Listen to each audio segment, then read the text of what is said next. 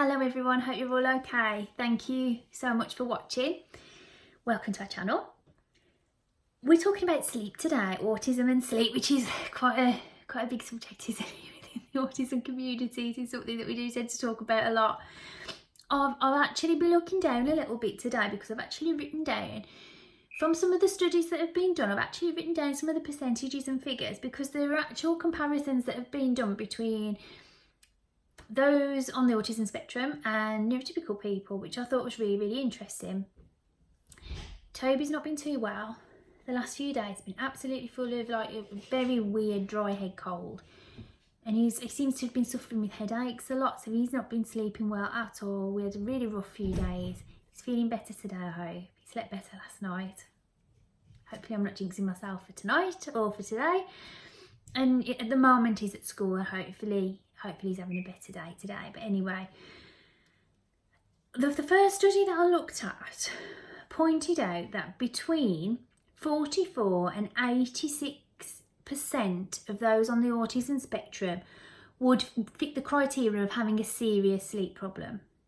Now that's quite a big variant there. 44% to 86% is huge, and I would lean to the higher end of that. I think it's most likely to be more than the lower end of that study. The reason why the variant's quite big, I think, is because they were also measuring at the same time different types of sleep, like REM sleep and different stages of sleep and stuff. So whether that affected the variant at the end or not, I'm not sure, but that just seems like an absolutely huge variant to me. And as I say, I am more inclined to lean towards the higher end of that. From people I know within the autism community, it's usually a thing. Although there are people who do sleep well, I think it's more often than not that there's certainly a level of difficulty there where sleep's concerned. Within the neurotypical population, it's between 10 and 16% would fit the criteria for having a serious sleep problem. So that's an absolutely enormous difference. So I think you can, a lot of people will say to you about when they've got NT children, or if they're NT, that they have difficulty sleeping, that they've got insomnia, that their kids don't sleep well and stuff like that. And I just wondered really how big the difference was, and how much actual evidence there was that it's a problem strongly associated with autism spectrum disorder. And there we go, it is.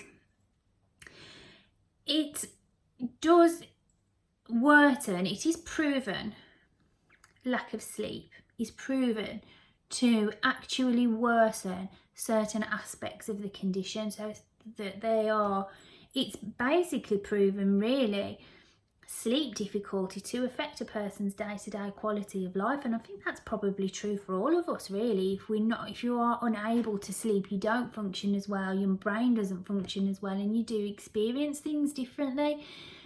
When a person is on the autism spectrum, you can see a worsening in behaviours, less effective therapy, etc, etc.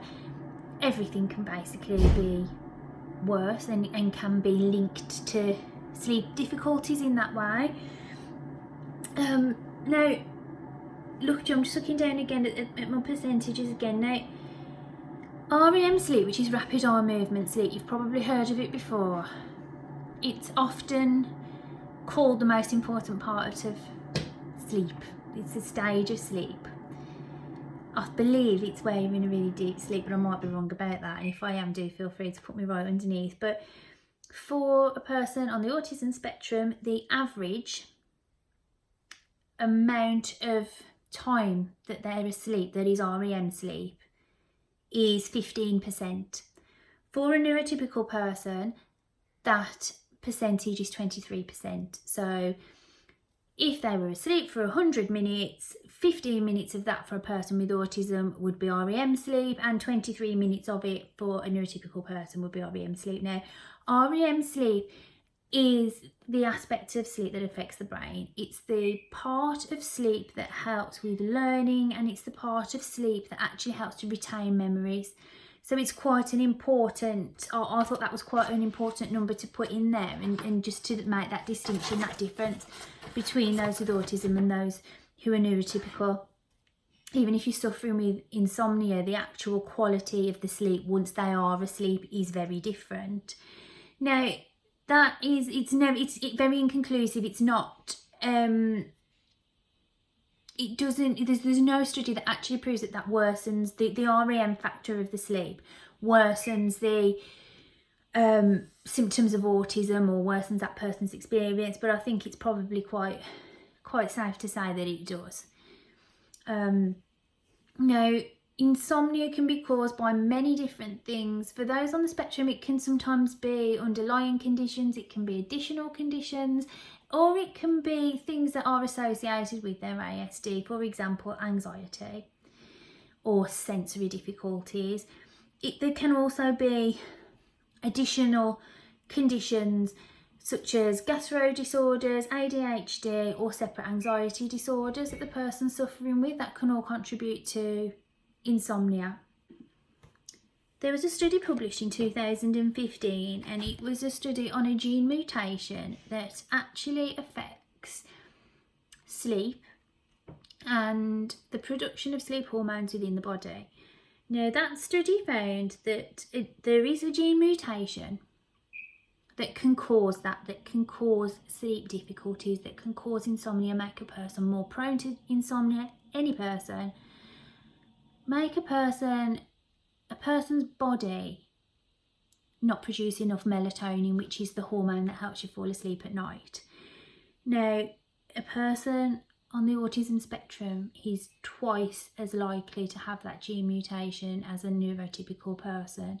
So while it can affect absolutely anyone, it's a lot more likely to affect a person who is on the autism spectrum. Now, things that we can do to help our kids sleep. As promised, I am going to go through the things that we've tried. I think we've tried most stuff to help Toby sleep. The only thing I will say before I start to tell you is that, as we all know, all of our children are different. So there may be something that I say that has not worked for us that could be an absolute miracle worker for you. There could be something that I say is brilliant for us that you try and just think, well, that didn't work. So you do waste money on things, don't you? Buying things all the time, you hear something's good, so you go and buy 10 of them and stuff like that. We've all done it. Some of the things that I've tried have been a total waste of money. Some of the things that I've tried have been an absolute lifesaver. So I'll just go through each one. I'll tell you about it. I'll tell you whether or not it was successful for us. But please just don't take that as either a guarantee that it will be successful for you or a reason to write it off for your child either. Firstly, melatonin. And we just spoke about melatonin, didn't we? Toby's been on melatonin now for about 2 years, and I was very reluctant to give it him initially. I really didn't want to have it, and at the time I think a lot of us do, that it was like equivalent to giving him a Nightal. I didn't want to give him a drug to sleep, so it really wasn't something that I was even prepared to consider. And then I got really desperate. Things got really bad at one point.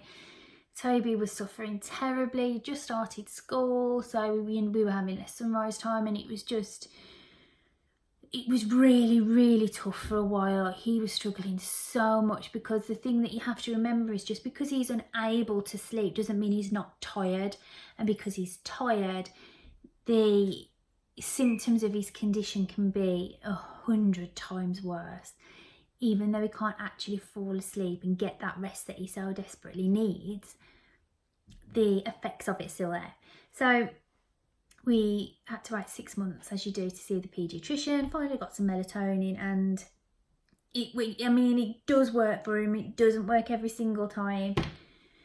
Most times it does. It'll help to get him to sleep. It doesn't help him stay asleep, but it does help him get to sleep on a night time at a decent time. It seems to help him fall certainly into a deeper sleep, I would say, at first. And as we spoke briefly about earlier on, I just wanted to explain, if anybody's feeling reluctant to give their child melatonin, as I was in that first instance, because they think that drugging a child to help them sleep is wrong, I wish I'd done it sooner, I really do, because melatonin is actually the hormone that your body makes to help you fall asleep.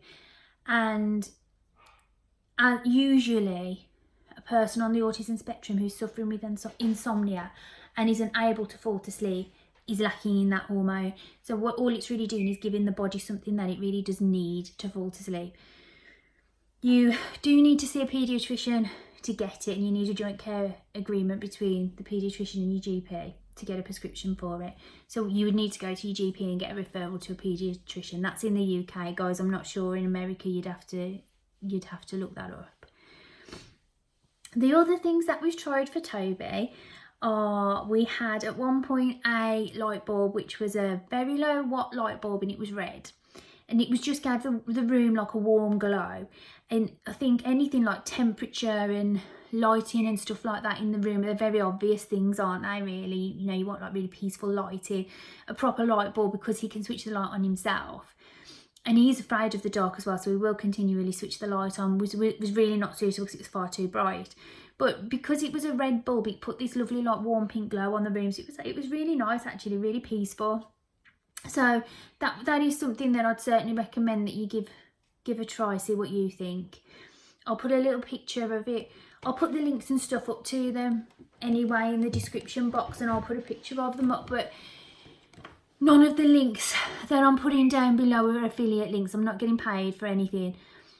I just really like Amazon because you could just buy stuff and get it the same day, can't you? So most of the links will be to Amazon, but they aren't affiliate links that I'm getting paid for. I'm literally just showing you what we had. So as if you do want to give it a try, you'll be easily be able to find it.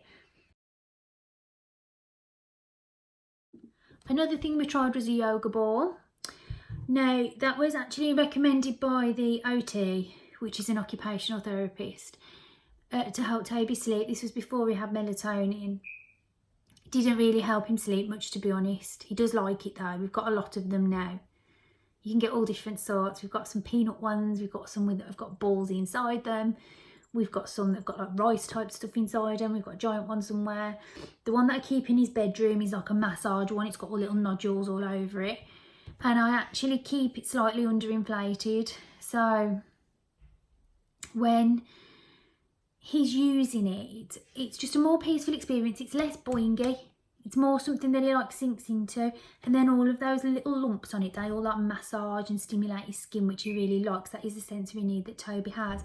But there's less, like, he's less able to sort of like, if he wants to like sit on it and jump up and down, it's quite hard work, tire him out a little bit. Whereas if it's very inflated, he could be bouncing off the walls on it. So the other ones are fully blown up and they're like really firm, but that one's a bit more squishy. But again, I'll put the link up to that so as you can see that. We had a UFO swing this time last year. This time of year, it's a bit difficult really. This like wet time of year and the wintry time of year. I do find Toby doesn't sleep as well. And that's mostly because a lot of his sensory difficulties are actually proprioceptive and vestibular. So for that reason, he needs his trampoline and he needs his swing basically. He needs to be able to get out there. He needs to be able to have a good old boing on his trampoline and a right good swing. But when it's wet and raining, it's really not suitable. Our garden is just grass. It's just like a normal like everybody else's garden. So it's just like grass and there's a little bit of patio, but the trampoline's on the patio, so I can't put the swing on there. And the swing's quite big as well, so I can't really move it any nearer to the house. So like if he wants to go on his swing, it involves like traipsing all through the mud, and the swing itself will be wet, which will upset him. And he doesn't regulate his own body temperature very well either, so he doesn't tend to feel the cold. So it can be, this time of year, it can be a bit of a nightmare trying to use those things. But I'm still going to put it on. I'm still going to show it to you because the swing is just something that he absolutely loves. He gets in it with his two cousins because it's massive. It's a Jump King UFO swing. I bought it from Wayfair, and I think you can buy it also on eBay and Amazon, but you need to compare the price and you need to wait, because when stock is low, the price will go up massively, and then it will drop back down again when it's in stock. And I think sometimes Wayfair have an offer on as well where they'll be like 15% off. I paid £149 for Toby's. So that gives you an idea of sort of, I think that was quite a middle of the road price. I think it's possible to get them for less, but yeah, you're taking your chances with the stock. And it was a birthday present, so I had to make sure I got it for him. But as I say, I wouldn't really pay any more than that for it. And you can see them at prices up to sort of like £350 when stock's low of them, but within 2 weeks they're back in stock. So just be aware of that. I bought a lavender diffuser once, guys. I can't stress this enough. Do not get one. I bought this thing, this lavender diffuser, relaxing sleep mist thing. I thought we needed an exorcism, seriously. Never again. I had to get the emergency key because there's a big window in Toby's bedroom. There's a big and a small one. The small one we have like open on the catch, but the big one is always locked because he'd climb out of it, Toby would. So I'll keep it locked, but I keep the key hidden. I had to go and open it. I got the fan on. I was trying to waft things to try and get the smell out of the room. Toby was going absolutely nuclear. He does not like lavender. He's going around the walls like Super Mario. He was fuming. He was absolutely livid. It was awful. I'd thrown it out the door and everything. I was desperately trying to get the smell of this lavender out of his bedroom. It was terrible. So if you want to try, I'm not even putting the link to that on here. I refuse to have anything more to do with it. But guys, if you want to try one, you go for it. But don't say I haven't warned you. We also do massage, and we do Toby likes a little bit of like gentle scratching on his arms and legs and on the palms of his hands, soles of his feet, that kind of thing. So we have a proper bedtime routine, which does definitely help him sleep better. It's like we go upstairs and we've got like the low lighting in there and stuff like that, and it makes sure it's nice and warm in his bedroom. And then we do a little bit of like scratching, a little bit of massage, and then he settles down to sleep. Sometimes it works, sometimes it doesn't. Oh, magnesium, yeah, I use a magnesium supplement. It's a Floridix magnesium supplement. It's called something along the line, I'm probably going to pronounce this totally wrong, but it's called something along the lines of pseudonym. Again, I'll put the link of it on here. And it's magnesium, zinc and calcium. That definitely helps him fall asleep faster. It definitely helps to keep him asleep longer. And it actually just makes him calmer in general. Makes him more relaxed. He seems to suffer less anxiety for taking that supplement.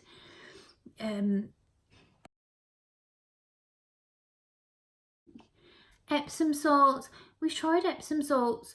You can buy them in large quantities. You can buy like 20 kilo off Amazon. I think it's about £15. It's not like a ridiculous price.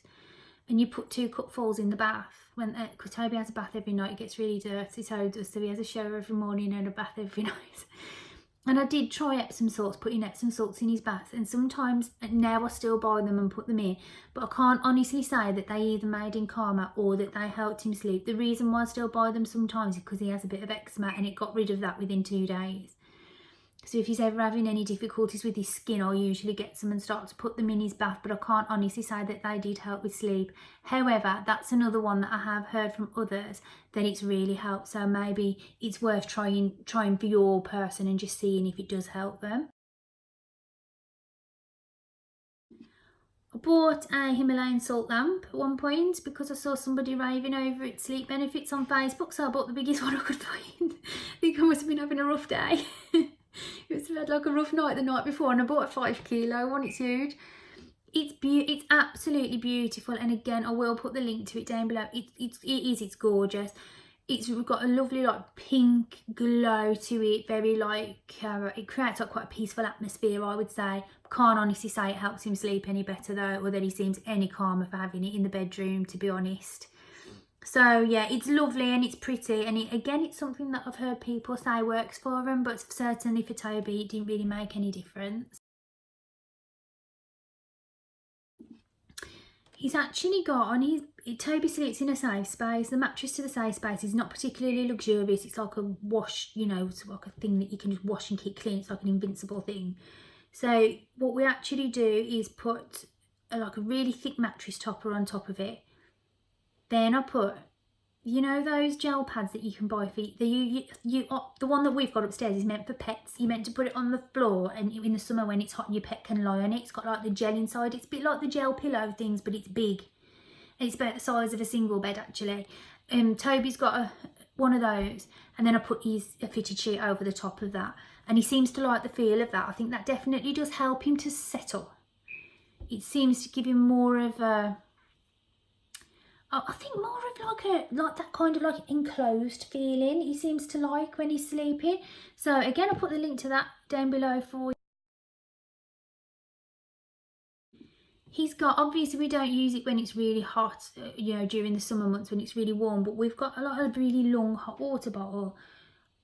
I don't know, I'll try and find a link to one for you, but we had ours from Dunelm and it was a sausage dog. I got it in last Christmas, it was really cool. And when I put warm water in that, again, that's something that he likes, because he will lie it over himself, and I think that's quite soothing when it's cold anyway, but it's got that weight, hasn't it? So it's like a bit of a substitute for a weighted blanket, I suppose, really. It's that kind of effect. But again, that definitely helps him to fall asleep a little bit quicker. At one point we had a white noise machine. Now, I wouldn't say that that helped him to fall asleep faster, but I would say it helped to keep him asleep. Purely because I know a lot of people who've got babies use a white noise machine, and it's because it just drowns out the background sound. So if you, I don't know, if you're talking, or if someone goes to the loo, if you're going up and down the stairs, whatever, and cars going by outside, noisy neighbours, anything like that, it tends to just drown it out, because you've got that constant kind of like low level noise going on in the room. You do have to be careful what setting you put it on. I had to find a setting, Toby, like the one that we used to use it on was rain, and it did work really, really well for him. The only reason why we don't use a white noise machine now is because we use a white noise DVD instead. We've got one that's like rain on a window, and we've got one that's like waterfalls, and that's just like quiet, watery noise, and it plays on his TV. Now, you'd have to decide for yourself if you wanted to try that, because I've been told time and time again not to use the TV, not to allow him to have the TV on, not to even put a TV in his bedroom, which he has got.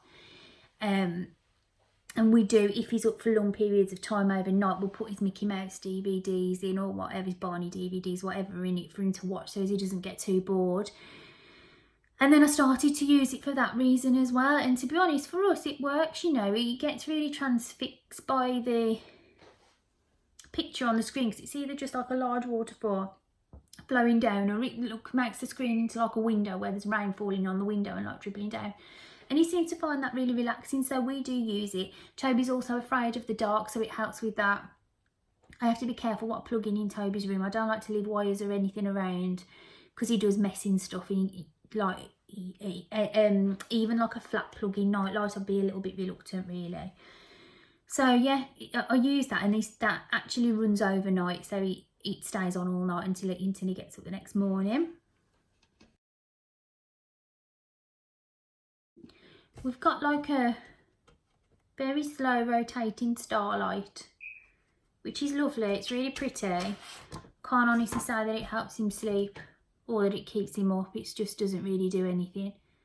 It's lovely, but it's just like, it's just one of those things that it just like keeps his attention for about 5 minutes, and then he gets sick of it and he starts either bashing it or shining it around the room or something. So that one didn't really work out too well for us, but again, I will put the link to it down below just in case somebody else wants to try it.